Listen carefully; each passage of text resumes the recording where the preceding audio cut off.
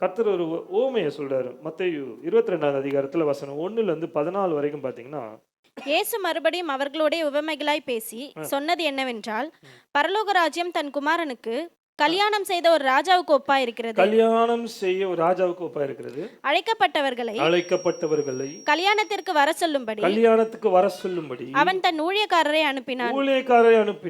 அவர்களோ வர மனதில்லாதிருந்தார்கள். அப்பொழுது அவன் வேறு ஊழியக்காரரை அழைத்து, நீங்கள் போய், இதோ என் விருந்து ஆயத்தம் பண்ணினேன். என் எருதுகளும் கொழுத்த ஜந்துக்களும் அடிக்கப்பட்டது. எல்லாம் ஆயத்தமா இருக்கிறது. கல்யாணத்திற்கு வாருங்கள் என்று அழைக்கப்பட்டவர்களுக்கு சொல்லுங்கள் என்று ஆள் அனுப்பினான். அழைக்கப்பட்டவர்களோ அதை அசட்டை பண்ணி ஒருவன் தன் வயலுக்கும் ஒருவன் தன் வியாபாரத்துக்கும் போய்விட்டான். சத்தமாமே சொல்லுங்களேன். நீங்க 14 வரைக்கும் வீட்டுல போய் படிச்சு பாருங்க. இந்த 22ஆம் அதிகாரத்தில் பரலோக ராஜ்யத்தை குறித்து கர்த்தர் ஒரு ஓமையை சொல்றாரு. அதுல பாத்தீங்கன்னா பரலோக ராஜ்யம் ஒரு ராஜா வீட்டு திருமணத்திற்கு ஒப்பிட்டு சொல்லப்பட்டிருக்கிறது. அந்த ராஜா தன்னுடைய குமாரனுடைய திருமணத்திற்கு அநேகர அழைப்பு கொடுக்கிறார். என் பையனுக்கு கல்யாணம் வாங்கன்னு சொல்லிட்டு நிறைய பேருக்கு இன்விடேஷன் கொடுக்கிறாரு. ஆனா அழைக்கப்பட்டவர்களோ அந்த திருமணத்துக்கு வர்றதுக்கு மனதில்லாமல் இருக்காங்க. கல்யாணத்துக்கே போவானா, நம்மளாம் போயிடுவோம், அப்போதான் ஜெகஜோதியாக போவோம் இல்லை. ஆனால் இந்த இடத்துல பார்த்தீங்கன்னா இல்லை.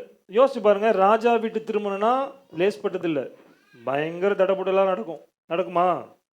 ஆமாம், ஆடம்பரமாக இருக்கும், விருந்துக்கு பஞ்சமே இல்லை. ராஜா வீட்டு கல்யாணம்னா எல்லாமே காஸ்ட்லியானதாக இருக்கும். தேசத்தோட பெரிய ஒரு பணக்காரர் ஒருத்தருக்கிறார், அவர் பேர் முகேஷ் அம்பானி. அவங்க பையனோட கல்யாணம் நடந்தது. கிட்டத்தட்ட அந்த திருமணத்திற்கு 1000 கோடி செலவு பண்ணியிருக்கிறார். எவ்வளோ அப்பா! நான் கேட்குறேன், அந்த முகேஷ் அம்பானி தன்னுடைய மனைவி நீட்டா அம்பானியோட உங்கள் வீட்டு வாசலில் ஃப்ளாட்டு கீழே வண்டி நிறுத்துறாங்க. நிறுத்தி தட்டோட அந்த அம்மா இறங்குது. நீட்டா அம்பானி தட்டோடு இறங்கு. அதில் பார்த்தீங்கன்னா மல்லிகைப்பூ, ஆப்பிள், சாத்துக்குடி, மாதுளம்பழம், ஸ்வீட் பாக்ஸு, புடவை, வெத்தலை பாக்கு, கவனிங்க, இது எல்லாத்தையும் வச்சு அந்த பத்திரிக்கையை மேலே வச்சு உங்கள் வீட்டில் எடுத்துன்னு வந்து கதவு தட்டுறாங்க. உங்களுக்கு எப்படிங்க இருக்கும்? நான் கேட்குறேன், வச்சுட்டு போயிட்டாங்க. கல்யாணத்துக்கு போவீங்களா, போக மாட்டீங்களா? கவனி, கண்டிப்பாக போவோம். ஏன்னா எவ்வளோ, நான் கேட்குறேன், அந்த ஏரியா அவங்களை எப்படிங்க பார்க்கும்? எப்படி உங்கள் சொந்தக்காரங்க உனக்கு உன்னே எப்படி அவங்களுக்கு தெரியும்?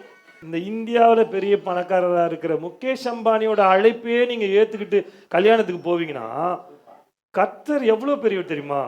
வானம் அவருக்கு சிங்காசனம், பூமி அவருக்கு பாதப்படி. அவ்வளோ பெரிய கடவுள் வந்து உங்களையும் என்னையும் ஊழியத்துக்கு அழைக்கிறாரு, நீங்கள் போறீங்க.